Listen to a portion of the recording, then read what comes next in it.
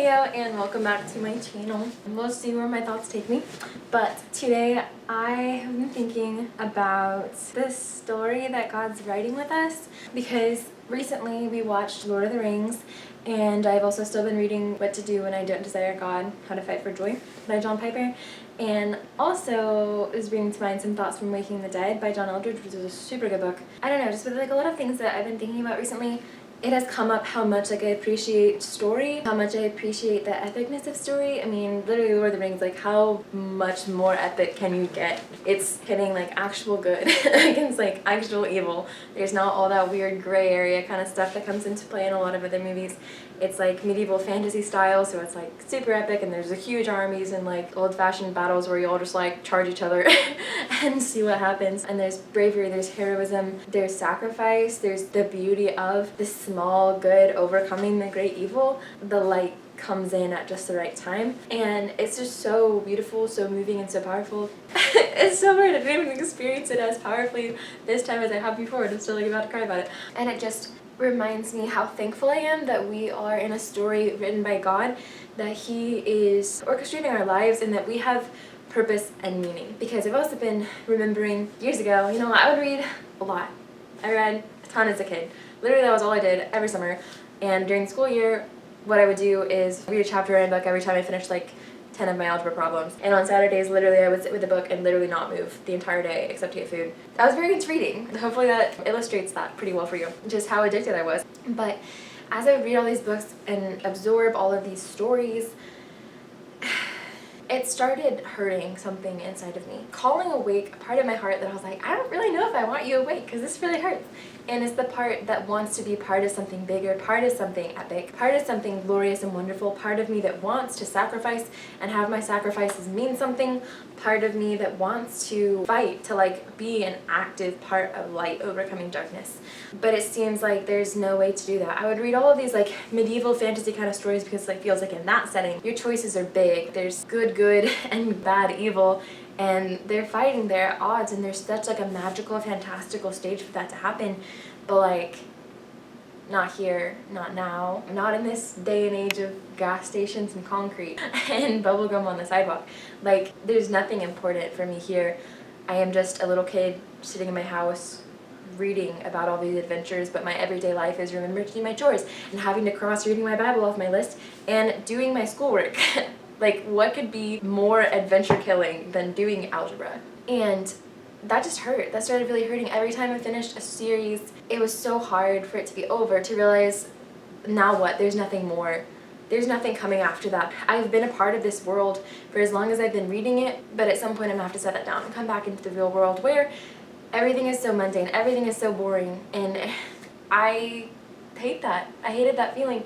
And that was why I was always find a new book series to escape into, because the real world seems so boring and meaningless and so lifeless. And it felt like there was nothing important for me to do, nothing big for me to do, no great sacrifice that was going to be required of me, no way that I would be called upon to do something I felt I was too weak to do. Like, no sense in which I would be the chosen one who has to go save the world. No way that I would see such beautiful moments of light overcoming evil in the real world. That doesn't happen.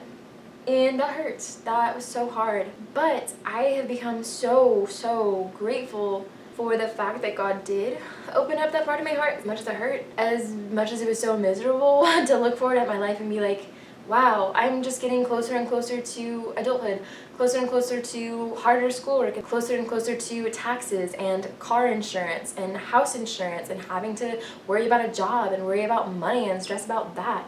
And nothing in my life is going to matter. I will have no time for reading, no time to feed this part of my heart that longs for there to be something more. All I will be consumed with is the things of this world, and it's going to be so boring, so mundane, and like there's no escape. Like, I don't think there is any way for me to preserve this heart that wants something better as I'm being pushed into the world of responsibilities and taxes. And that was so scary. I never wanted to grow up. I was like, I want things to still matter to me, and I felt like as an adult, it didn't. Like, your life just got so boring and so empty because even all the fun little imaginative, creative childhood things you used to be interested in, like, you didn't have time for that, you didn't care anymore. And you were just a zombie working a desk job. I can't even explain like how scary that was to imagine that being me. Anyway, and so like I I'm so grateful that I felt that, even though that was so scary. I'm so grateful that God made me long for something more, because through opening that desire and making me realize how much I needed there to be something more, then I realized that there was. Then I started realizing I do see adults at my church who cry when they think about Jesus, and I was like, that's right. Like, I want my faith to matter to me when I'm an adult more than it does as a child. Like, I want all this beautiful stuff that I'm learning now and being exposed to now to matter to me then, and to only grow bigger and more beautiful. Is that really what your faith can be like? And I talked to Gabriel, and he explained to me why he wanted to be an adult and grew up in all the cool opportunities that you have. And I was like, wow, I've never thought about it like that. I've never thought of the good that you can do as an adult. I've never thought about the faith that is grown in you as an adult, and how your relationship with God just continues and gets more glorious. And I read Waking the Dead, and I was so moved by John Eldridge's descriptions of how there is this serious war going on around us, and how we are so needed. Like, our hearts need to be alive. They need to be in tune with the Spirit. They need to be open to loving the people around us, because we need that. We are in a fight, and we are God's soldiers, and we need to win. And then just in reading What to Do When I Don't Desire God, it was bringing up these Bible verses that have some strong language about, like, we're fighting for joy, and these are these things that are supposed to be important to us. And I was like, wow, like, that's so true. I'm so grateful that this is so necessary. Like, there is so much of me to lay down. Like, Paul talks about putting to death the desires of the flesh and all the ways in which we used to live. And he talks about, like, the weapons of our warfare are not carnal but mighty through God, with, like, divine power to demolish strongholds. And we're in a war against all the powers and principalities and forces of darkness. And I love that literally in the Bible it talks about, like, this epic battle, and how important this is, like, how important every single choice of mine is when I do put to death the flesh, even in these small ways. Like, I'm realizing it hurts so much, even in the small ways, but that feels so good to do something that so tangibly matters. Even if it's something as dumb as, like, I'm mad at Gabriel, and I don't want to forgive him because he made this dumb mistake, and I don't want to give that up. And normally I would just walk through my day being like, wow, now my day is ruined, now I'm mad. But now I'm like, I am in a fight for my heart. I am in an epic battle with Jesus at my side, who rides on the white horse with the sword coming out of his mouth, and his name is Faithful and True, and, like, I am part of his army, and he is telling me to set this aside, to kill this, to throw it away, to cast it away from me, because that's not who I am anymore. That's not the way of life in which I am called to walk now. I'm called to walk in love.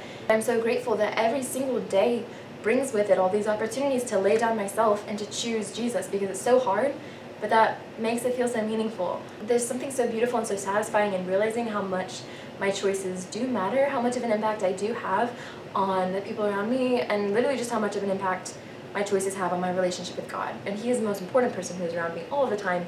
That is the most important relationship. And being so aware of what he's asking me to do and how he thinks about me and him responding to my sacrifices is so, I can't even explain it or describe it. Like, it's just so precious and so meaningful and so rich and so beautiful, and just wow.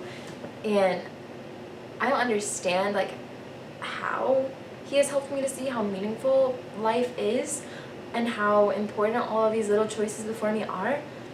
But I am so grateful. Yeah, him just showing me, like, all the small ways that my choices matter and have eternal consequences, that even in the moments where I'm by myself, just doing my own thing and making little sacrifices in my own time where only God will see, it's still glorifying him. It's still epic, because there is this unseen world all around us that can see all of my actions, all of my choices. There are angels fighting for me. There are demons fighting against me.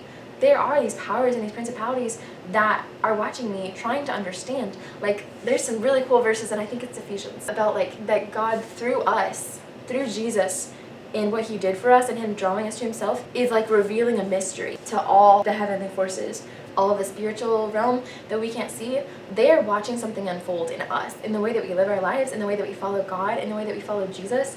And that's just crazy to me, to realize, like, there is this huge epic consequence to every single choice that I make, and I am revealing the mystery of God and his love and Jesus' love for the church in everything that I do, bearing witness to who he is, even to all these unseen forces that I have no idea what they are, or what they're like.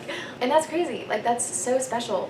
And I'm so grateful for all the big ways that God has put in my life, that I have to lay myself down, that I have to trust Him, that I have to give up what I want, that I have to fight against fear, fight against brokenness, fight against all of these scars from the past, and choose Him, and choose to walk in healing and love. It's crazy how beautiful my life is when I am trying to learn how to surrender it to Him, and it is so meaningful, it is so beautiful. Even if it doesn't ever look super epic, like I'm not off on a little quest with like a few friends trekking through untold dangers, trying to destroy an army of 1 trillion warriors and the greatest evil the world has ever seen. That's what's happening inside, like spiritually. And I'm growing more sensitive to that, growing more to where I can see that and experience that and feel that.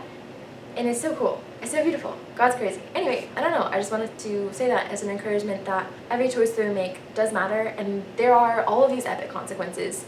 And the Bible uses so much strong language talking about how we have to set aside the flesh and walk in love. And that's a clue to how important this is, how big and epic this battle and struggle is, how beautiful it is to be in tune with that, to walk like it's important, to live like it matters. It's so precious, it's so beautiful, and it does bring so much more meaning and so much more joy into my life. Thank you for watching, and goodbye until more interesting things happen.